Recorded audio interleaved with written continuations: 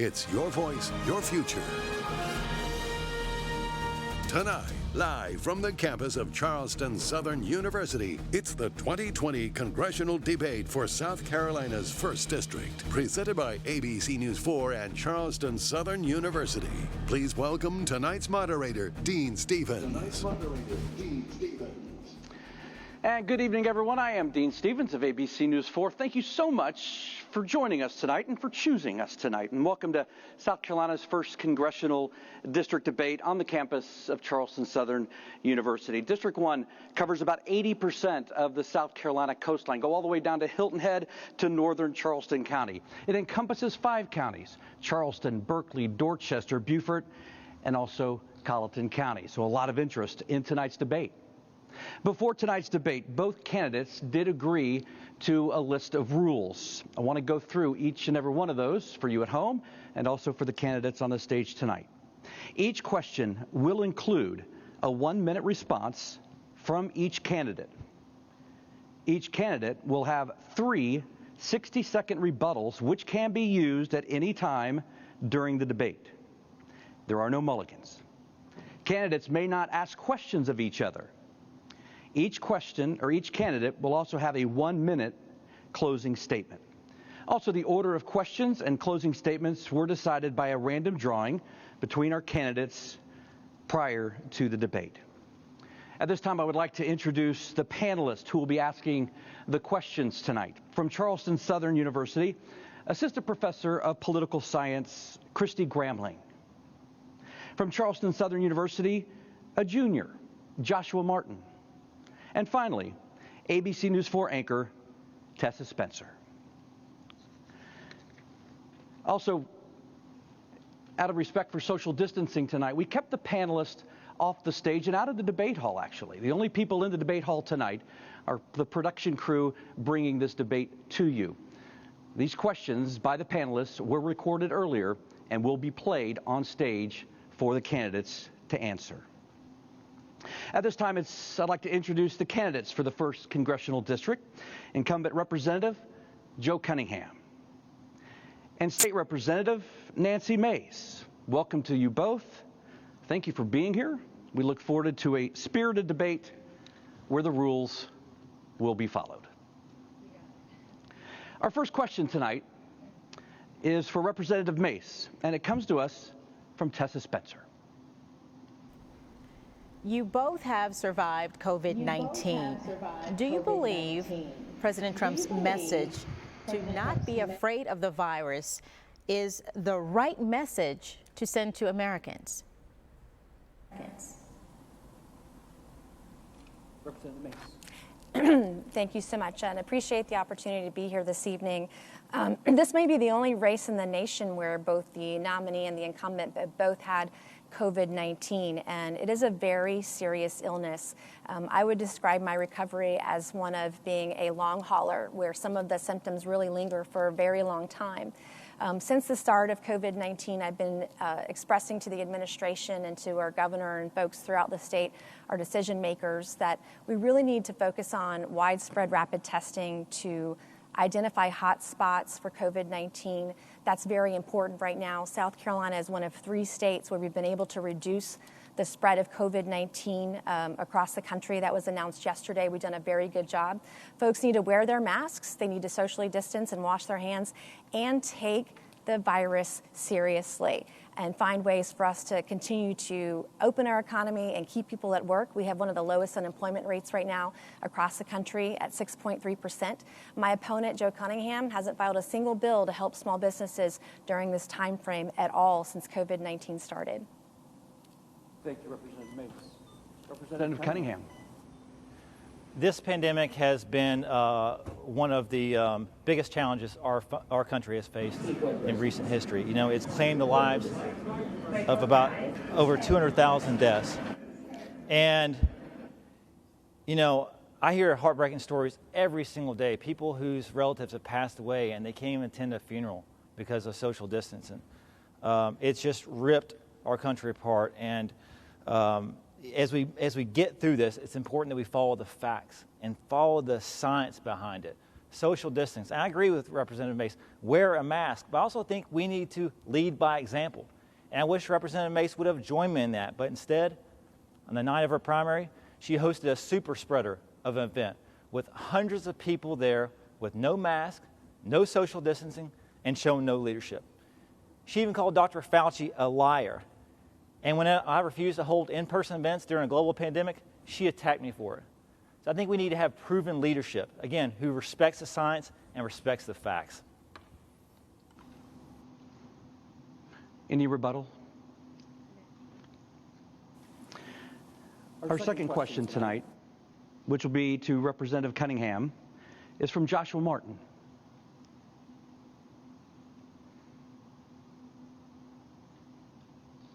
Next year, my friends and I wonder if we will be able to find good paying jobs when we get out in the workforce.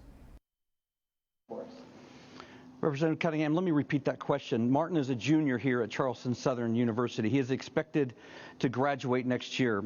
His question was, my friends and I wonder if they'll be able to find good paying jobs when they graduate. Josh, it's an excellent question, and you know, it's the timing of graduates who are coming out into the economy right now is obviously I would be concerned too during this type of economy. But first and foremost, we have to deal with this pandemic at hand because we cannot fully and safely reopen this economy until we get this pandemic under control. And that goes back to following the facts and following the science and working with each other, Democrats and Republicans. You know, I was proud to be part of the Problem Solvers Caucus, which is half Democrats and half Republicans. And we put forth a framework in which we view the next stimulus package should come in. And it comes with a variety of things, including stimulus checks and PPP loans, and also money for state and local governments. But there's also a sense of personal responsibility that we all must bear in this pandemic. You know, wearing our mask, social distancing. But when we get through this pandemic, it's important that we keep get our economy back on track and maintain it. That's why I was proud to vote for, infrastructure projects like the Port of Charleston and also finishing bridges here in this low country community, because that's what we need to get our economy back on track. Thank you, Representative Cunningham. Representative Mace. Thank you. Great question. I talk to students all the time, and I'm a mom of 2 middle school students today. I want to give you hope for the future. South Carolina historically has had a lower unemployment rate than the rest of the nation. Right now, unemployment is about 8.4%. And here in the state of South Carolina, because of our pro-growth, low taxes, our unemployment rate is 6.3%, which is actually lower than what it was under the Obama administration. But we're not going to have these kinds of opportunities in the future if we elect people who want to raise your taxes, like my opponent, Democrat Joe Cunningham, who has not met a tax he did not like. He's voted for $200 billion in Green New Deal mandates, which is basically socialized medicine and a paycheck to people who don't want to work. He's with Nancy Pelosi 90% of the time, and those economic policies don't make us more free or more prosperous. And if you want to grow the economy, certainly you're not going to put Paris Island on the chopping block here in the 1st Congressional District. That's over 6,000 jobs and $800 million in revenue to our economy. Thank you, Representative Mace. Any rebuttal? Our next question comes from Christy Gramling.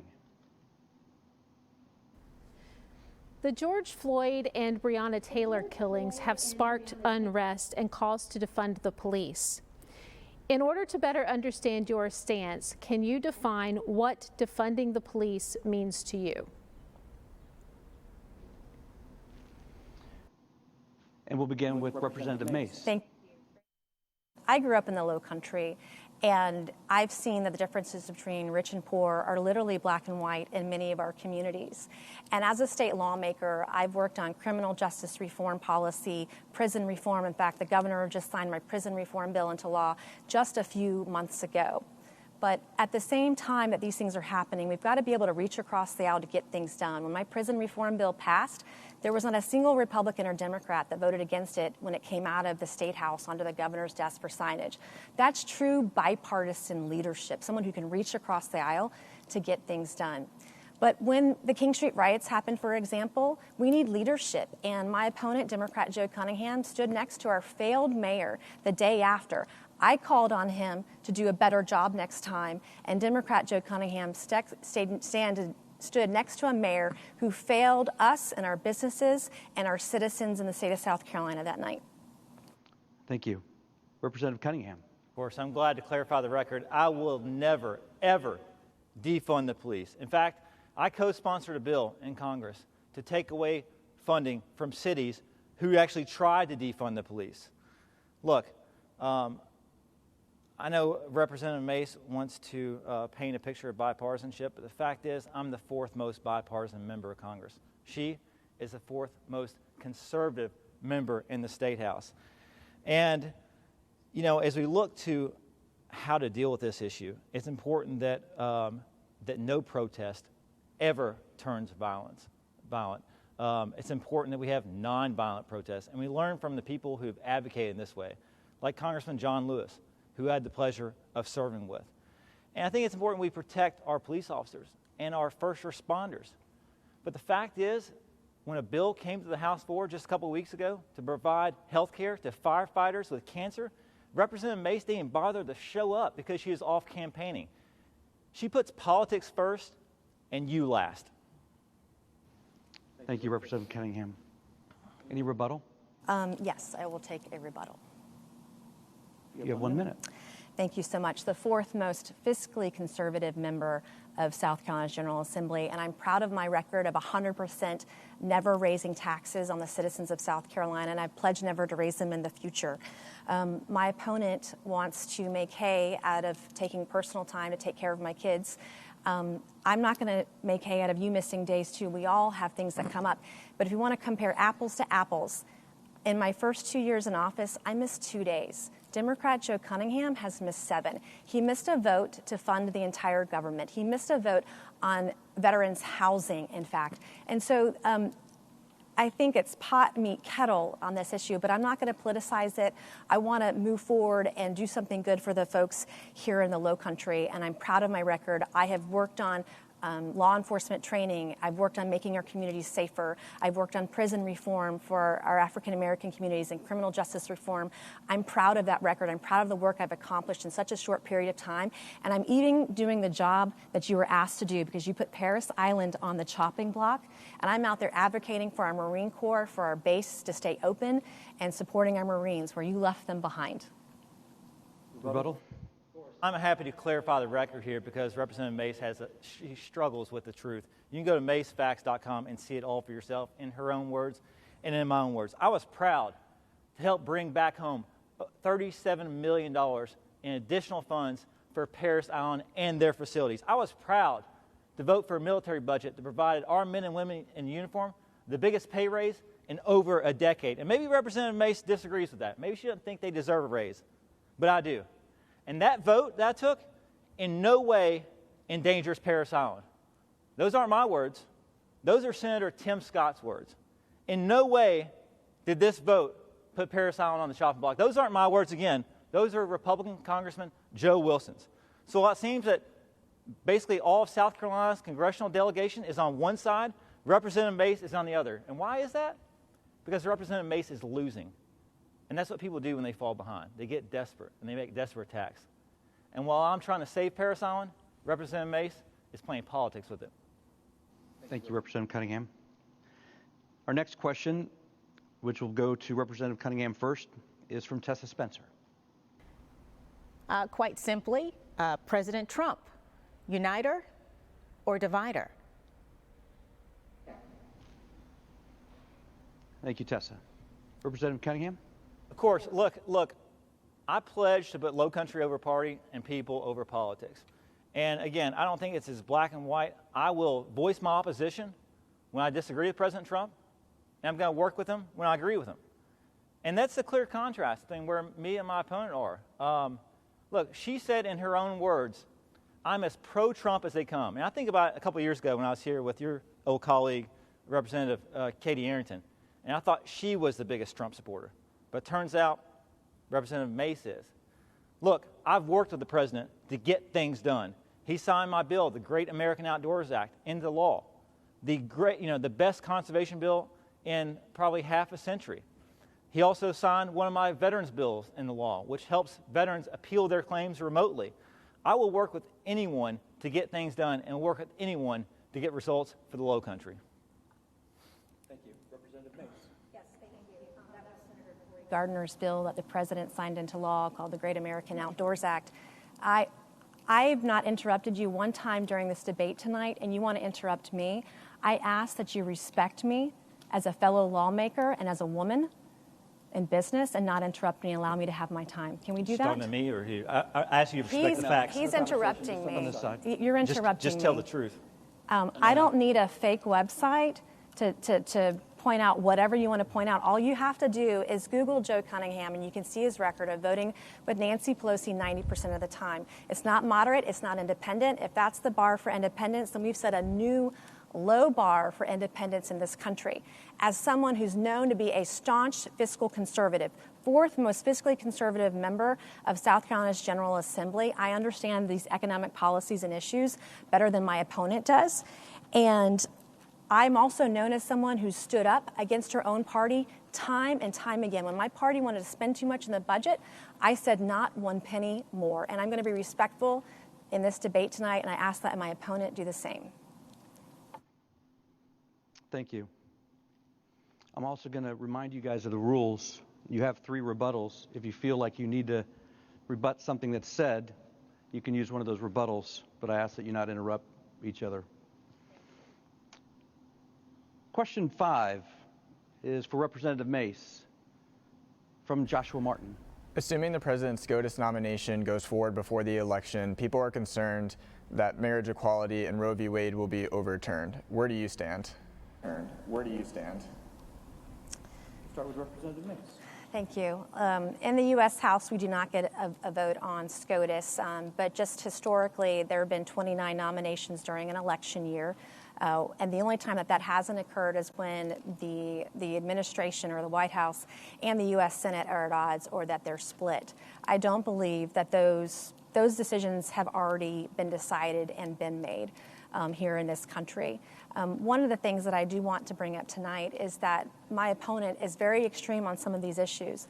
I'm pro-life with exceptions for rape and incest, but when you look at some of these policies, the extreme policies on the left, not helping a child who survived a failed abortion, not banning abortion after 5 months when a baby can feel real pain in the womb.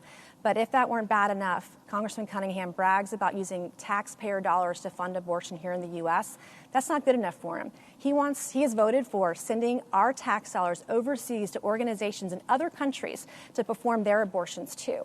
And so I think we really want to be preventive on the extreme nature of this issue. Thank you. Representative Cunningham.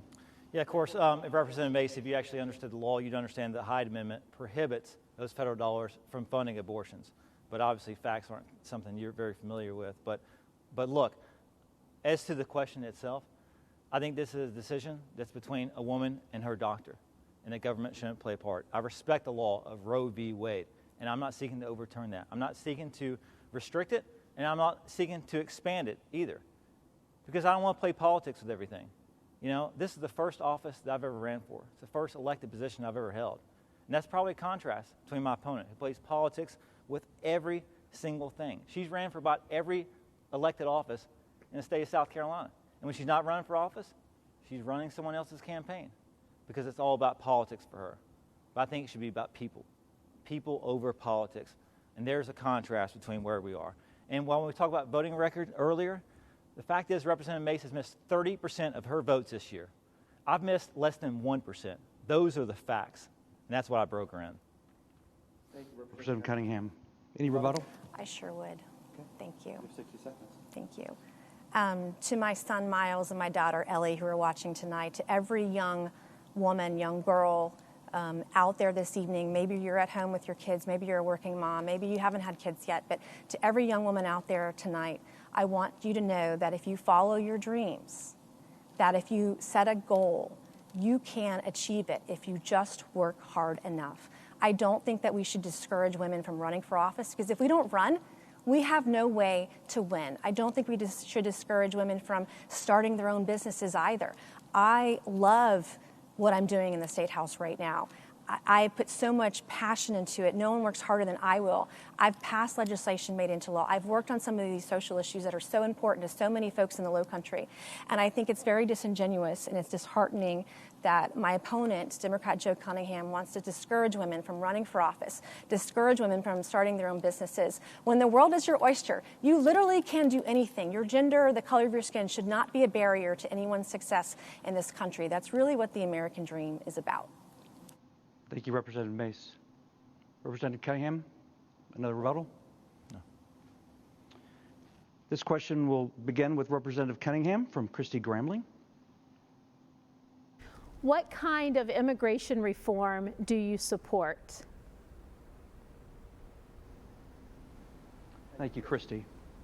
Representative Cunningham. Thanks for that question, Christy. This is a very important topic to all of us. Actually, one of the first trips I took as a member of Congress was a bipartisan trip with my friend Congressman Mike Gallagher. We went down to the U.S.-Mexico border. We put our feet on the ground and actually took a look at the situation, and we talked to the experts, Customs and Border Patrol, and other people who had their feet on the ground and looking at the problem. And we figured out exactly, and we talked about what the actual problem was and what the actual solution was. And I got to take a look at facilities that were built with funds that we passed in Congress in a bipartisan fashion. Look, one of the most important jobs is keeping our country safe. But the fact is, a wall from sea to shining sea is not the answer. This is the year 2020, and it's going to require an answer in 2020.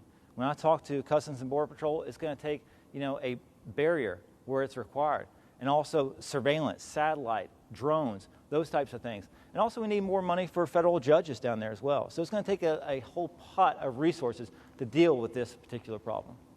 Thank you. Representative Mace.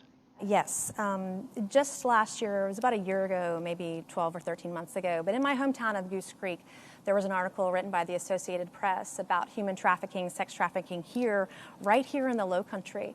And immigration reform is something that we desperately need, finding a modernized way to have legal immigration, and that might include residency for some folks who are here.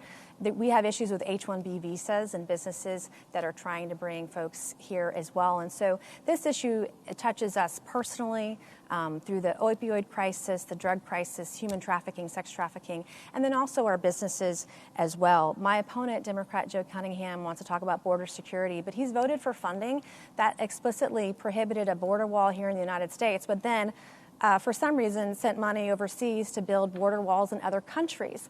We need real leadership on all of these issues. He talks a good game, but we want to make sure that we understand the issues that are here today with immigration. We have someone who has a true bipartisan record and the leadership be able to get things done. Thank you, Representative Mace. Our next question would be for Representative Mace from Tessa Spencer. According to the World Health Organization, there are indications that for each adult who died by suicide, there may be 20 more attempting. How do you, as a congressperson, become more proactive than reactive when it comes to mental health issues? Right. Thank you, Tessa. Representative Mace. Thank you. That's a great question, especially with COVID-19 right now. Statistically, we're seeing drug abuse, alcohol abuse, mental health issues on a steady inclination or a steady rise, and it's very concerning. As a state lawmaker, I voted for funding to put, for example, mental health counselors in every school in the state of South Carolina. I think we can start with the right kind of funding for those resources for our youth, and even for those especially who are struggling right now when the government has shut their businesses down, or their families can't work, or they can't provide for their family. Right now, more than ever, we're seeing these cases on the rise and increasing. And so we've got to be sure that we provide those resources from the time someone is a child through adulthood, especially for our military right now. PTSD is a huge issue, and suicides are up with our military, which is why we need leadership for our military. We don't need someone who's going to vote to put Parris Island on the chopping block. 6,000 jobs, $800 million in revenue to South Carolina's low country. We need leadership now more than ever. And I know my opponent said I lied about this issue, but this issue came up because the Commandant of the Marine Corps made it an issue. So if I'm lying, then he must be lying too. Representative Mace, thank you. Representative Cunningham. Where she ended, actually talked to the Commandant today, General Berger, and there are no plans to close Parris Island. And I'm going to fight like hell to make sure there aren't. I'm going to work with Senator Scott and Senator Graham, because I guess Representative Mace is alone on this issue, because she's saying that Graham and Scott both side the same way. But the issue regards mental health, and there's no doubt that COVID has exacerbated this issue. People are dying from this virus, and people aren't able to get closure by attending funerals. So there's no doubt that this has put enormous pressure on people's mental health. That's why it's more important than ever we have proper health care in this country. I believe in protecting the ACA, keeping what works, throwing out what doesn't, and building on every single thing else.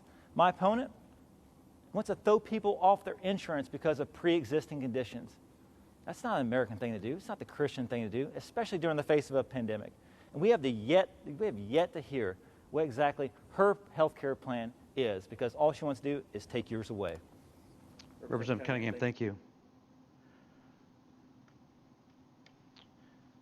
Joshua Martin with a question. Would you like a rebuttal? Yes, ma'am. You have one more. I have one more. Yes, ma'am. Okay. All right, I'm good. I'm going to stay right here. Next question, we'll start with Representative Cunningham from Joshua Martin. According to Trident United Way, average rent for a one-bedroom apartment in Charleston is $1,450. If elected, how do you plan to help the residents in the 1st District make ends meet? Representative Cunningham. Of course, it's gotten way too expensive to live here in the low country, and we need to invest in our infrastructure. And that's why I was proud to vote along with Congressman Majority Whip Jim Clyburn in investing in affordable housing, making a significant investment in it. But we also need to be thinking about expanding everything else we talk about when we talk about the cost of living. We need to expand rural broadband, because as we've seen in this pandemic, people need access to reasonable and to reliable internet service for school, for education, for their health care. And we also need more infrastructure. That's why I was happy to help bring home over $18 million to fund a new bridge over the Ashley River. But what I don't think we need to be doing is making it more expensive for people to live. And under the Mace tax, it raises your taxes 23% on prescription drugs and groceries. In addition to the 7% state sales tax, you'll be paying 30% taxes at Publix and Harris Teeter and CVS. That's not making it more affordable to live. Representative Cunningham, thank you. Representative Mace. Thank you. In 2019, I earned the Taxpayer Hero Award because of my 100% record of lowering taxes, and I pledged never to raise them. Democrat Joe Cunningham lied to get into office, and we can't let him lie to stay in office. He said a lot of things tonight that are simply not true. In fact, according to my health care plan, what I've said before, and I'll say it again, I actually have a pre-existing condition, and I understand firsthand what it's like to be denied coverage because of your pre-existing condition. And there's no plan anywhere that I've ever supported that would ban the coverage of those with pre-existing conditions. This is personal to me. And you know, when I look at serving my constituents, I've helped so many constituents through the healthcare process. I've seen my father struggle with Agent Orange and getting through the VA. I've helped patients with cancer get their surgery. I mean, I've worked so hard on this healthcare issue, and it's an important question tonight. I think that if the government can get out of the way and allow the private sector to work, and we have infrastructure that doesn't get ahead, that gets ahead of our development needs right now. Everyone wants to travel here and live in Charleston. It's a great place to live. But we've got to make sure we have the right infrastructure. We've got to make sure our students can write off their student loans so they can afford their rent. Thank you. Thank you. This next question from Christy Gramling will first go to Representative Mace. Christy? According to restaurant owner John Keener, 25% of Low Country restaurants have closed and more are expected to close. Tourism is at the heart of our community. What do you plan to do to protect businesses, and do you think there should be another stimulus? Representative Mace. Thank you so much. I've met with, I've known him for a very long time. He's a great leader in our restaurant community, and I appreciate the question tonight. I read a statistic that was even higher, that over 50% of small businesses that shut down during COVID-19 are never going to be able to reopen. I support South Carolina's ability right now to continue to reopen slowly and safely using healthcare guidelines from the CDC and DHEC. We've done a great job so far. Our unemployment rate is 6.3% right now, which is 2 points lower than the national average. And if we continue to see this kind of progress, we'll be able to get back to where we were pre-COVID. We had one of the best unemployment rates in the nation because of our low taxes here in our community. We were at 1.86%. And contrary to what my opponent is saying tonight, which is dishonest, I am not going to raise your taxes. I don't want to raise your taxes. He's thrown around numbers from 23 to 30%. I'm not even sure he knows what he's talking about anymore. I'm a fiscal conservative. I'm the fourth most fiscal conservative member of South Carolina's General Assembly, and my opponent hasn't even filed a single bill to help small businesses during COVID-19. Thank you, Representative Mace. Representative Cunningham. I know John Keener personally. He's a friend of mine. We actually had a roundtable discussion inside his restaurant to talk about the impacts that we're experiencing right now.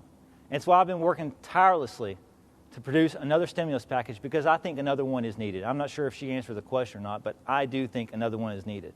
Again, it's why I've been working with Democrats and Republicans within the Problem Solvers Caucus to provide that framework. And I think President Trump and the Speaker and Senator McConnell need to get in the room, lock the room, and not come out until they figure out a deal.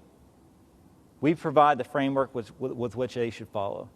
But listen, as it relates to small businesses or the business environment in general, the U.S. Chamber of Commerce endorsed me because they trust me on these issues. Probably because they don't like the tax plan, under the Mace tax plan, which raises taxes 23%. In addition to this state sales tax of 7%, that adds up to 30, in case anybody's having trouble with the math. I don't think that's the way to restart our economy, by raising taxes on you. Thank you, Representative Cunningham. Rebuttal? One left. Okay, one left. Yeah, I'll rebut this. I don't want to raise taxes by 23% on anybody. I have a 100% record of lowering taxes. What my opponent is saying tonight is just strictly dishonest. If we could ban the IRS, I would. I would love to see people taxed on what they spend versus what they earned. You're not going to find anyone with more fiscal conservative values than I will. And contrary to what my opponent said tonight, when Parris Island was put on the chopping block, those were words in military times by the United States Marine Corps Commandant, that Parris Island was at risk because of legislation my opponent supported in the House where he serves. The first vote on NDAA didn't have Parris Island in it. This was California liberals, his colleagues, putting Parris Island into the legislation that put it on the chopping block. That's 6,000 jobs, almost $800 million in revenue. And of course, everyone is scrambling because Democrat Joe Cunningham didn't do his job. You should have let people know that that was in the bill that they were voting for. This is a base in your district that you serve in. And if you can't represent us now on military issues, then you can't represent us on any other issues. And I'm not going to lie to get elected. This is fact. It's in military times. That's where this all started. And everybody's scrambling now to cover their you-know-what. Of course they are. Representative Cunningham, would you like to respond?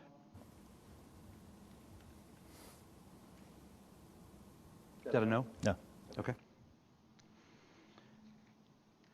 Our next question will be directed towards Representative Cunningham first, from Tessa Spencer. COVID has further exposed the digital divide within our communities. How do we expedite getting free, quality, high-speed internet in the hands of the underserved? Thank you, Tessa. Representative Cunningham. Tessa, that's a great question. And, I think this pandemic has, exasperated a lot of the problems we have. It's kind of magnified them, brought them to the surface. And it's magnified the inequities within the Low Country, within South Carolina, because the fact is that so many people don't have access to reliable internet. I talk to families who drive their kids up to Bojangles or McDonald's to get their Wi-Fi so they can download their homework and then submit it. And it's sad. They should have access to dependable broadband. And whether it's telehealth services, whether it's looking for employment, or whether it's schooling, they have to have access to internet. And that's why I was proud to co-sponsor a bill that actually did that, expanded rural broadband. But look, I'm the only one on the stage who actually supports rural broadband and expanding that, because when a vote came up a couple weeks ago to expand rural broadband, Representative Mace didn't show up because she said it wasn't important. She was out campaigning. Channel 4 actually went to her during her campaign event and asked her why she was missing 30% of her votes, and she said because they weren't important. I think that tells you exactly where her priorities are. That's the time. Thank you. Representative Mace? I was at home schooling my kids because my children are unable to go to school in person right now because of COVID-19. Just like when me and my family were attacked by your super PAC when we had COVID-19, you're attacking me tonight. That campaign event was that night at 6 or 6:30 in the evening, long after school was over. To get back to the question, the state of South Carolina has done a very good job of trying to expand access. I believe if we can get the right resources and funding to the states, especially right now during COVID-19, we've seen some very creative ways that the governor and our leadership and our State Department of Education have handled the issue on that at the state level. And we've got to continue to do that. But we can't provide rural broadband for folks that don't have access to the internet if we're voting in $200 billion in Green New Deal mandates, socialized medicine, giving people paychecks that don't even work. That's what's in the Green New Deal. We can't do that if we support Joe Biden's $3 trillion tax plan on the middle class. Those are the things that my opponent supports. We can't get funding and resources for rural broadband if we're sending and voting for $5 million that you voted for to go into your campaign coffers, to pay for and politicians like you, coffers to pay your personal expenses, to pay for your TV ads, all those things. $5 million. Well, who's going to pay that bill? The taxpayers. Thank you, Representative Mace. I do want it to bring to everybody's attention, the clock here on the stage has stopped working. So what I'm going to do, when we are 10 seconds away from the 60 seconds and 50 seconds, I'll just simply raise my hand. That's okay? It'll be a 10-second mark. Yes, ma'am. All right. Yes. Yes. Representative Cunningham. Yes, sir. Yeah, there's a lot to unpack here because Representative Mace doesn't respect the truth. And again, you go to macefacts.com, see it all for yourself in her words and in my words. And we talk about showing up for work. We should talk about that because my opponent wants to lie about my votes while she doesn't even show up for her own votes. She's missed 30% of her votes this year. And look, Representative Mace, I'm a working parent as well. And whenever I kiss my son, Boone, goodbye at the beginning of the week and I leave for D.C. for several days, my wife becomes a single working parent as well. And the fact is, there are lots of working parents out here in the Low Country. And they continue to show up. And there are a lot of frontline workers who depend on elected officials, just like us, to appropriate the money, to vote on stimulus packages. And while I show up and do my job in Washington, D.C., when that final vote to appropriate money to the state of South Carolina came through the House, Representative Mace was out campaigning because she cares more about what the next political job is more than she cares about you. That's what putting politics before people looks like. Representative Cunningham, thank you.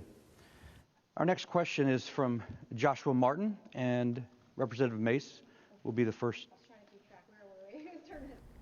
The Low Country has seen record flooding in recent years. Scientists say that it's because of the sea level rise. What is to blame for the recent rise, and how do you plan to help curb it? Representative Mace. Thank you. Love the question. Our sea levels are rising, as I've stated previously. Our Earth has had over 130 climate changes over its history. We are facing great climate change. We're seeing an increased number of hurricanes. Sea levels are rising. To address this issue at the state level, one of the pieces of legislation I offered was about LIDAR radar that would map the entire state so we can see where the flooding is occurring, when it's occurring, how it's occurring. I think it's really important that we understand the problem so we can fully address the solution. As a state lawmaker, one of the first things I did was join the Seawall Coalition, which is now the American Flood Coalition, which wants to help folks find funding and resources for flooding here in the Low Country and across the entire country. But we can't get the resources that we need due to climate change or due to flooding if we're voting to increase taxes, if we're spending that money elsewhere. My opponent loves taxes. He voted for $200 billion in Green New Deal mandates. He's voted to socialize medicine. He supported Joe Biden's $3 trillion tax increase on hardworking Americans. We're not going to have the money to do that if he goes and spends it all elsewhere. Representative Mace, thank you. Representative Cunningham. Yeah, and look, Representative Mace, if you want to run against somebody who supports a Green New Deal, you need to move to a different district because it is not something I support. What I do support is science and facts. And I just find it troubling that I'm running against somebody who denies the science of climate change, who refuse. I mean, you know, over 97% of scientists realize that the climate is changing and there's a man-made impact to it.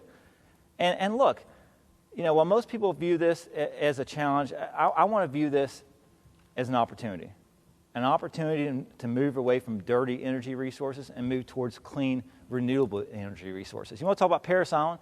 Paris Island is fully functional on solar energy. In fact, they make enough solar energy that they export it. That's the future right there. And look, otherwise we'll be dealing with flooding issues for the rest of our lives. But if you want to talk about flooding, there's a key vote that came up in the State House that funded solutions for flooding, but Representative Mace thought it wasn't important enough to show up, just like 30% of her other votes she missed this year. She didn't do her job. Cunningham. This next question will be for Representative Cunningham, asked by Christy Gramling. More people have died from COVID in South Carolina than in the 9/11 terrorist attacks. Since the pandemic began, has enough been done to prevent those deaths? Representative Cunningham. No. No is a short answer. Not enough has been done. And we've been very vocal when we see an absence of leadership. And I think that's part of holding an elected office, is to lead by example and call things as you see them. You know, this pandemic, I can't, you know, put into words how destructive it's been for our state and our community. And I hear stories every single day. Talked to a woman named Alice just a few months ago and asked her how she's doing. She said she's staying in, she's staying safe, she's trying to stay away from people. I got a text a couple weeks ago that said that from a cousin of hers saying that she caught COVID and she spent the next couple months inside the hospital and passed away from it. It's reaching into every corner of our country and every corner of our community. We've called on the governor to issue a statewide mask mandate months ago, or issue a statewide stay-at-home order months ago when it should have been, earlier than he did. And I think that's what leading by example looks like, as opposed to holding super spreader events with no mask and no social distancing and calling Dr. Fauci a liar. Thank you, Representative Cunningham. Representative Mace. Dr. Fauci did lie. He said masks don't work in February and then again in March. And so I think we've got to hold our elected officials accountable and those that serve the United States. That's why there was a lot of skepticism on mask wearing. Not a single person at my event got COVID-19. So again, the statements my opponent is making are completely dishonest. COVID-19 is a serious illness. When I got sick, I made sure that I led by example, and everywhere I go right now, I want people to know I talk about this at every event that I'm at, wearing our masks, washing our hands, socially distancing. I've called for rapid, widespread testing so we can address the hot spots. South Carolina's done a very good job of this so far. We're one of 3 states in the nation whose rates are going down rather than up. The governor, when COVID-19 started, lifted regulations that limited the number of hospital beds or acute hospital beds in the state of South Carolina, legislation that I've actually drafted so that we can have a permanent ban on those regulations that are inhibiting us from responding faster. But during COVID-19, my Democratic opponent's leader, Nancy Pelosi, has been playing politics, and he's with her 90% of the time. That's not leading by example when you follow as a foot soldier or a lackey for Nancy Pelosi. That doesn't represent the Low Country one bit. Thank you, Representative Mace. This next question will be to Representative Mace. Here's Tessa Spencer. That we will end the year 2020 with a $3.3 trillion deficit, which is more than tripled since March. How do we fix it?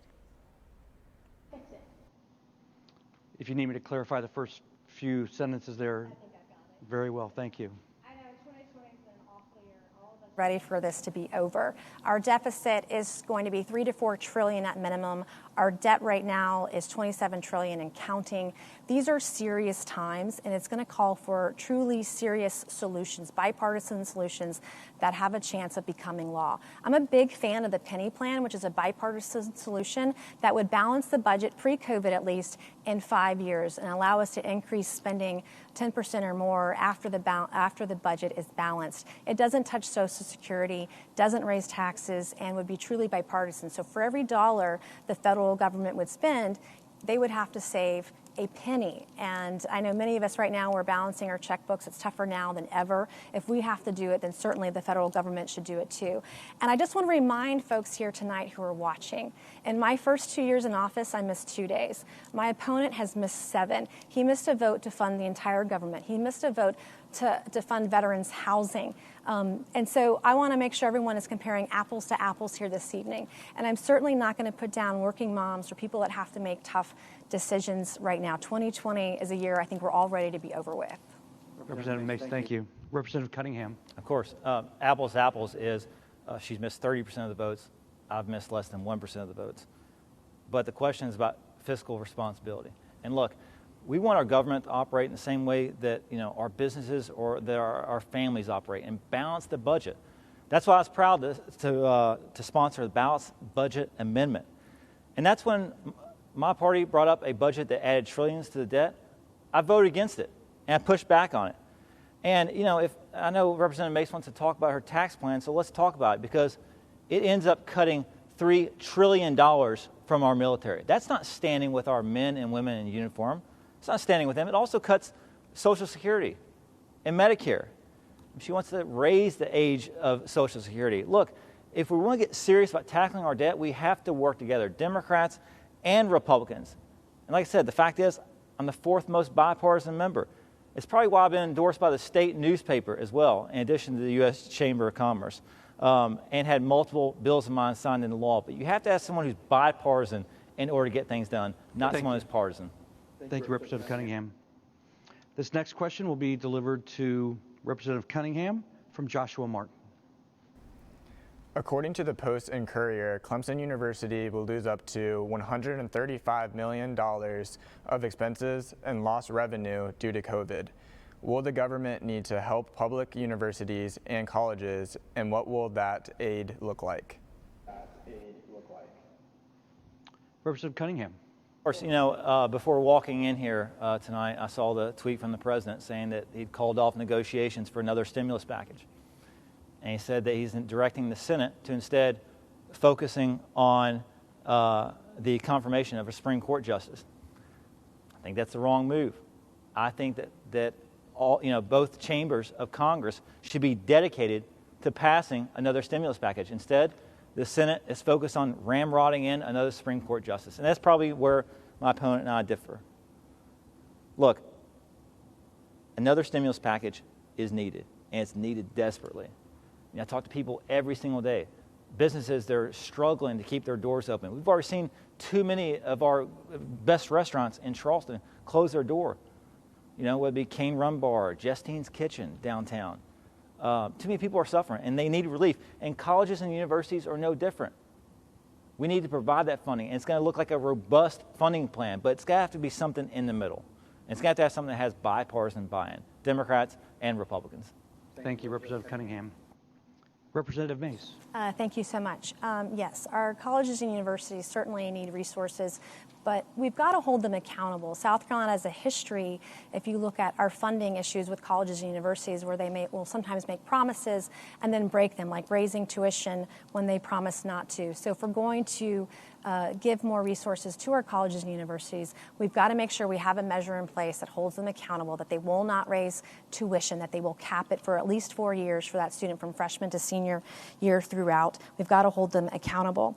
But we certainly can't fund colleges and universities or get them greater funding if we are spending it elsewhere. My opponent has said tonight he's against the Green New Deal, but he's voted for $200 billion, with a B, billion dollars in Green New Deal mandates. The Green New Deal includes, it's a socialist boondoggle, socialized medicine. It's giving people paychecks who don't go to work. And so we want to be clear on, you can't do that and then fund these other programs. That's like a pipe dream or a fairy tale. And I don't believe in fairy tales. I actually am a realist and want to do real things for real people here in the United States. Thank you, Representative Mace. Yes, your final rebuttal. Yeah, of course. I just want to make a clear point. I don't support the Green New Deal, and Representative Mace knows that. You know, it's obvious that Representative Mace wants to run against Nancy Pelosi or the California liberals. But the fact is, you got to come back home and run against me and my voting record. And she wants to talk about Nancy Pelosi because she don't want to talk about Nancy Mace. Because if we're talking about Nancy Mace, we're talking about the Mace tax plan, which raises the taxes on your groceries and prescription drugs by 23%. So in addition to 7% state sales tax, you're paying 30%. If we're talking about Representative Nancy Mace, we're talking about the 30% of the votes that she's missed this year to campaign. You know, if we're talking about Nancy Mace, we're just talking about her awful voting history when she's at the State House and her not showing up to vote for appropriations. But, you know, unfortunately for Nancy Mace, she's the only Nancy on the ballot this time around. Thank you, Representative Cunningham. This will be our last question from our panelists. We'll have one more question from myself. This question will go to Representative Mace from Christy Gramling. King Street are still recovering from the civil unrest on May 30th of this year. What are you currently doing to help them? Sure. After the unrest on May 30th, businesses on King Street are still recovering from that night. What are you currently doing to help them? Right, and thank you for the question. That was a devastating night for businesses and for residents here in Charleston. That evening, I had a very dear friend beaten unconscious that night by violent rioters and looters. I have stood very strong for law and order. The very next morning, I went down to King Street and helped clean it up, helped to rebuild those businesses. I called our mayor and tried to hold him accountable for his failure in leadership that night, whereas my opponent went downtown and stood next to him. He failed the city that night and showed a severe lack of leadership. And I'm the only candidate in the state of South Carolina that was endorsed for Congress by the South Carolina Fraternal Order of Police, because our law enforcement and first responders know that I'm going to stand with them. I am not going to defund them. I'm going to defend them. I have advocated for safety and law and order in our communities, whereas my opponent has been largely silent on that issue. Our law enforcement, if we call 911, we want someone to be there to pick up the phone. And we need leadership now more than ever. My opponent has said many things tonight that are dishonest, and I'm ready to get to the truth. Thank you, Representative Mace. Representative Cunningham. Representative Mace, you know that I was on King Street that next morning, helping small businesses. And I'm glad you could join me down there. And you know that I was condemning violence even before that morning. And you heard tonight about the bill that I co-sponsored that would take away funding from cities that sought to defund the police. Look, and you mentioned your endorsement, and we all remember that endorsement because that was the same day that you missed votes, some very important votes that you said would never become law, but they actually did become law, and they actually were important.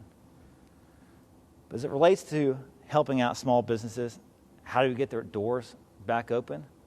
I think they need more money through the PPP. I think we need another stimulus package. It's something that I've been working on. I think they need funds for PPE as well.